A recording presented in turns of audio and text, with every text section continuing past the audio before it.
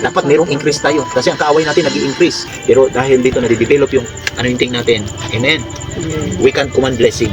And blessing will come. Amen. Amen. Now, ito last. Sino si Holy Spirit? Okay? Galatians chapter 5 verse 22-23. The fruit of the Holy Spirit, the fruit of the Spirit is love, joy, peace. Yan si Holy Spirit. Sa tingin nyo kung nakasimangot si pastor na nag-share nito, ay makinig kayo sa Panginoon ang hindi magbigay ng mga ikapo, ano punta sa inferno. Sa akin ba si Holy Spirit? Wala. Wala. Ay yung tao naman dahil hindi nagbabasa ng hindi babasa ng word, ay alam, di ako nagbigay, punta ako sa inferno. Ang church ngayon corrupted. I tell you ba, many churches are corrupted. Huwag titigil na, huwag titigil na. Hanggat may pagkakataon, share. Hanggat mayroong nakikinig, share. Amen.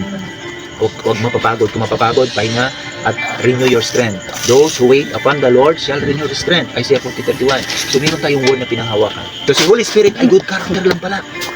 Amen. Kapag pinili mong maging ngumisi sa kabila ng mga problema, si Holy Spirit nandiyan sa'yo. Amen. Minsan pwedeng mawala si Holy Spirit pag bigla ka nagalit, bigla kang nagtampo. Kung si Peter nga, sinabihan ng Panginoon ni Jesus, get behind me, Satan. Lord, ang pangalan ko Peter, hindi Satan. Get behind me, Satan. Kasi ang Espiritu na sa iyo, ang lumalabas sa bibig mo, ay hindi Espiritu ng Panginoon, Espiritu ng Diablo. Disciple niya na yun, ha? So, kilala natin siya ngayon. Minsan, nagiging devil influence tayo dahil sa mga sitwasyon na naranasan natin. Pero naging tao si Kristo, kaya naunawaan niya. Kaya the moment na maramdaman natin, Lord, na-convict ka, ay mali, Panginoon, napagalitan ko yung anak ko, Lord, nasubrahan yata ako ng galit, nasubrahan yata ako ng palo, nasubrahan ako ng mga salita, patawarin mo ako, Panginoon.